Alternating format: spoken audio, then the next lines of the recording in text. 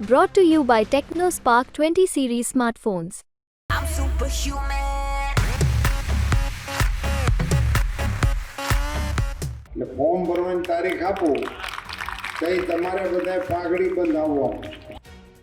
ગુજરાતમાં હાલ પરસોત્તમ રૂપાલાના ક્ષત્રિય સમાજ પરના વિવાદિત નિવેદનને લઈ સમગ્ર રાજ્યમાં ક્ષત્રિય સમાજ દ્વારા વિરોધના સૂર ઉઠ્યા છે.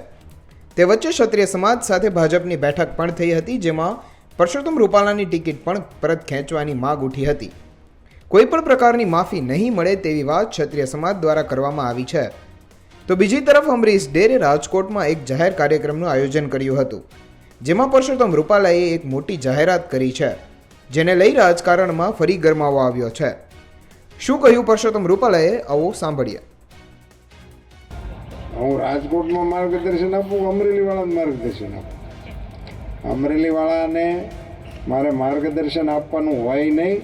તમારે બધાએ તમારાથી થાય એટલા બીજાના મત આપણામાં કેમ પડે એની કાહટી કરવાની છે. આટલું ટૂંકું ને સીધું સાધું કામ છે.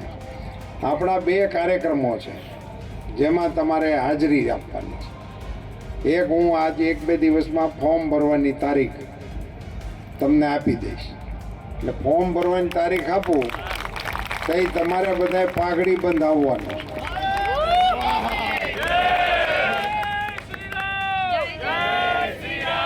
પાઘડી બંધમાં ખ્યાલ આવે ને? હા.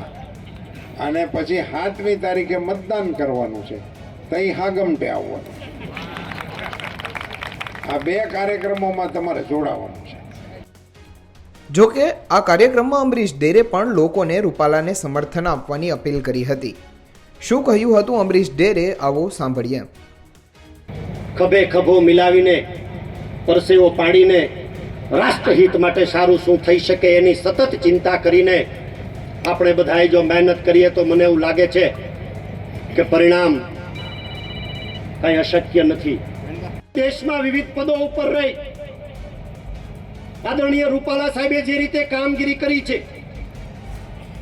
એમની કર્તૃત્વ શક્તિ, એમનો કામ કરવાનો અંદાજ, રાષ્ટ્ર પ્રત્યેની એમની, રાષ્ટ્રને સમૃદ્ધિ તરફ લઈ જવાની એમની ઈચ્છા, હું એવું માનું છું કે આ બધી જ બાબતોને લઈ અને આ દેશના પ્રધાનમંત્રી આદરણીય શ્રી નરેન્દ્રભાઈ મોદી સાહેબે સૌરાષ્ટ્રનું પાટનગર ગણાતું એવી મહત્વની સીટ લડવા માટેની જવાબદારી જ્યારે એના શિરે મૂકી છે, ત્યારે આ બધી જ જવાબદારી મારી ને તમારી છે એવું હું આપને અહીંથી જણાવી રહ્યો છું.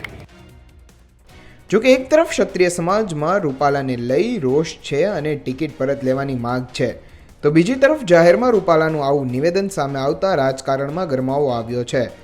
હવે જોવાનું એ રહ્યું કે આગામી સમયમાં શું રૂપાલાની ટિકિટ પરત લેવાશે કે રાજકોટથી રૂપાલા જ ચૂંટણી લડશે.